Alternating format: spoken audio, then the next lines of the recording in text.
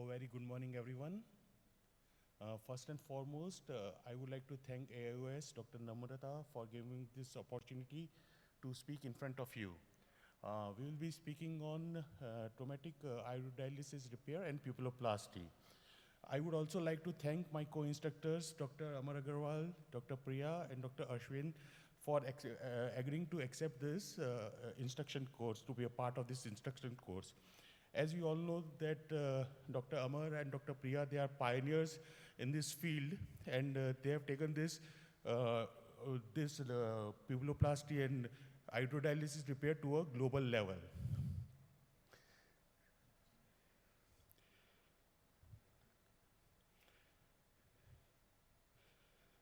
So now, as we all know that now cataract surgery is no more a cataract surgery, but it has become a refractive surgery also. We have various types of and that is why pupilloplasty has gained a lot of importance for the last few years. We have the SIPSers, the modified SIPSers, the MAC canals, the pupillary encirclage, and last but not the least, the SFT, or the single pass four-throw pupilloplasty, which has become very popular of late, and I think it is the worldwide, it is the mostly done pupilloplasty procedure. So now, before you start doing SFT, these are the things you should have on your on the operation trolley. A 9-0 or 10-0 proline suture, end opening forceps, end opening scissors, and a Lister's hook. Now, why SFT? So first thing is, it is relatively easy to do. It is not for the first 4 or 5 cases, every procedure is difficult, but as you keep on doing it, it is relatively easy to do as compared to other procedures. It is less time consuming. As you can see, you have to pass the needle through the anterior chamber only once. So you are out of the anterior chamber doing SFT within 10 to 15 minutes. It causes less inflammation again because you are passing the needle through the anterior chamber only once. And so less inflammation so all the other complications associated with inflammation are also less. And the other big advantage of this SFT is that it forms a helical self-retaining relatively flat knot. Now coming to what are the indications of SFT. So in our practice, the most common indication is cases of traumatic cataract with mydriasis. Now suppose we only do cataract in these cases, the patient will never be happy. He'll be having glare, halos, and a lot of aberrations. So it is very nice. I'll show you the videos that we do SFT in all these cases.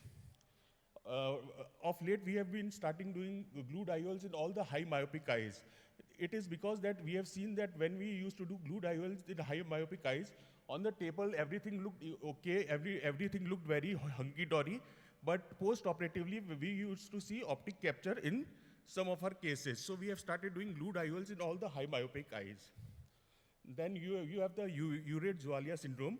I'll come to it later, and I'll show you the video of this. Then it is a boon for patients undergoing lamellar keratoplasty for the same reason as I told you that it forms a relatively flat knot. Now, many surgeons across the world are doing it in cases of angle closure glaucoma. And now, in patients of high astigmatism, like PK patients, keratoconus patients, RK patients, it's a boon. We have done 4 or 5 cases, but Dr. Amar Agarwal is the pioneer of this procedure, and he keeps motivating us, and so he's really inspiring. And I think it would be right that he speaks on it in details and the technicalities of this procedure. Now, this is an animated video. You can see the iris defects. So, how the things.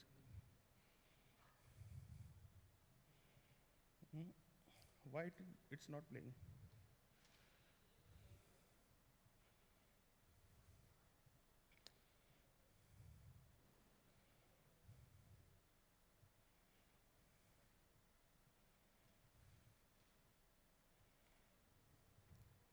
Yeah, you make a paracentesis opening. Now, you pass a 9-0 proline through the proximal end of the iris, take the other end, through a railroad, you do a railroad technique and pull it out through the paracentesis opening. Now with the help of a lister who got a MST forceps, you make a loop and bring it outwards. And now you have to pass the free end of the suture through the loop 4 times in the same direction. That is very important because only then you will get the knot. So this is the animated view. Now we see the real-time video. We have already done the glued IOL. Now supposing, that's why we have kept the anterior chamber maintainer in this. Now suppose we leave the patient like this. So you can see how the patient will have so much clear halos. The patient will be able to see the sides of the edges of the IOL. So it is very necessary that for a good vision, we do a SFT in this case. So here, as I showed you, we make a paracentesis opening, pass a 90 proline through one end of the iris, take it out to the other end. We can take it directly also or through the railroad technique with the 26 number needle, or nowadays we are also using the cannula, visco cannula to take out the needle. So once you pass the needle through both the ends, you have to be careful that you don't take the corneal fibers along with the needle. Again, through the paracentesis, you pass the lister hook, you form a loop and bring the loop outside.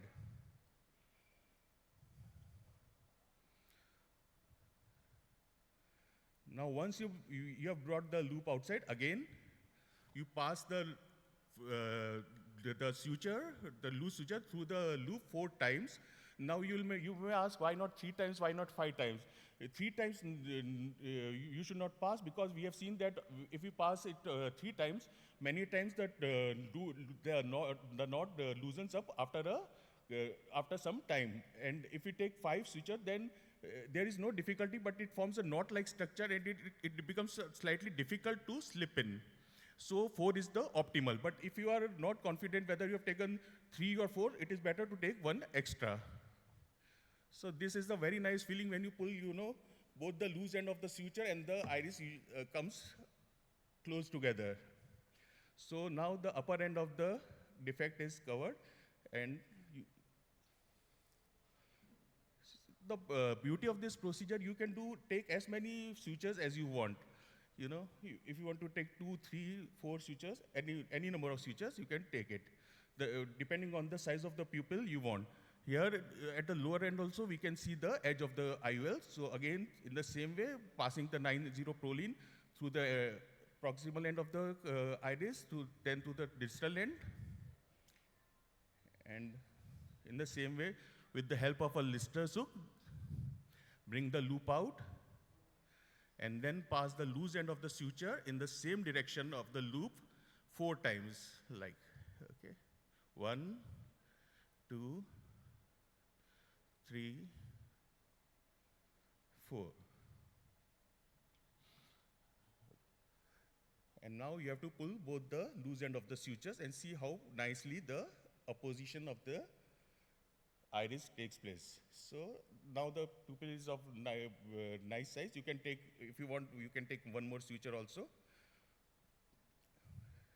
So this is the SFT is done. Now you close the scleral flap with the fibrin glue, and the surgery is over. Now, as I told you, the optic capture cases, this is a high myopic case in which we were doing glued IOL, and there is optic capture. So you see how important it is that we do SFT. So you pass again same with the 90 proline through the proximal end to the distal end. And here I am using the visco cannula to dock in the needle. It becomes more easy than the 26 number needle. So now we have started using the visco cannula. So you take it out from the other end, and you see the IOL itself now goes inside, and you get a nice round pupil. With the help of a listers, again, you make a loop,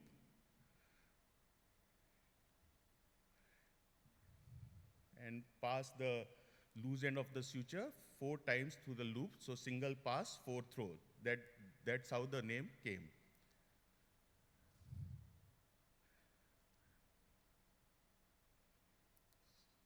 So through the same direction, we are passing all the 4 passes. And here you can see the optic capture is now gone, and you continue with your gluedial procedure. Now, I told you what is Urate-Zwalia syndrome. So actually, the cause of Urate-Zwalia syndrome, it is idiopathic. But the patient comes with the persistently dilated pupil, which is not responded to myotics. Exact cause is not known, and the patient has raised intraocular pressure, slightly raised intraocular pressure. And when we do gonioscopy, we can see the peripheral anterior synechias. So here, in fact, SFT does do two things. You are bringing down the size of the pupil, and at the same time, what you are doing is you are pulling the iris from the periphery to the center. So you are, in fact, breaking all the synechias, and you are opening the trabecular meshwork, and thereby the intraocular pressure also decreases. Now, this is a patient who was referred to us with Urate-Zwalia syndrome, and according to the surgeon, it was an uneventful surgery done before 7 days, and so we decided to do, and the tension in this case was 34 millimeter of mercury, so we decided to do SFT in this case.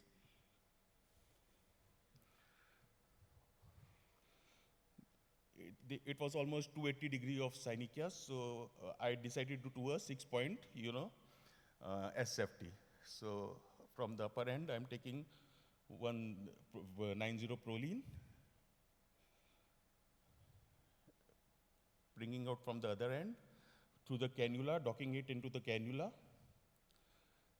and with, again, as I told you, with the Lister's hook, you form a loop, bring it outside, pass the needle or the loose end through the loop 4 times, and then you pull both the ends and see how nicely the knot slips in, and you get a small pupil. The pupil becomes small. Still, it is very large because there are many synechias. We have to bring the tensile also down. So I'll take another at the lower end. Same procedure, passing the 90 proline through the proximal end and distal end, and then with the Listers, again, taking out the loop. You can see that is why I call it a relatively simple procedure. You can do it very fast. You can come out of the eye in 10 to 15 minutes. Yeah. So again, after taking 4 passes, you pull both the loose ends, and the pupil becomes smaller in size. Now, you can make the pupil more smaller because there are a lot of synechias. So I'll take one more SFT. I'll do one more single pass 4-throw pupilloplasty so that all the synechias break. Doing it the same way, docking it in the cannula, 90 proline suture, Lister with the Listers or with the MST forceps also. Some people, surgeons, they prefer MST forceps. You bring the, loop out. You have to take precaution that you don't embed the corneal fibers, and the loop, the loose end of the suture, you pass through the loop 4 times.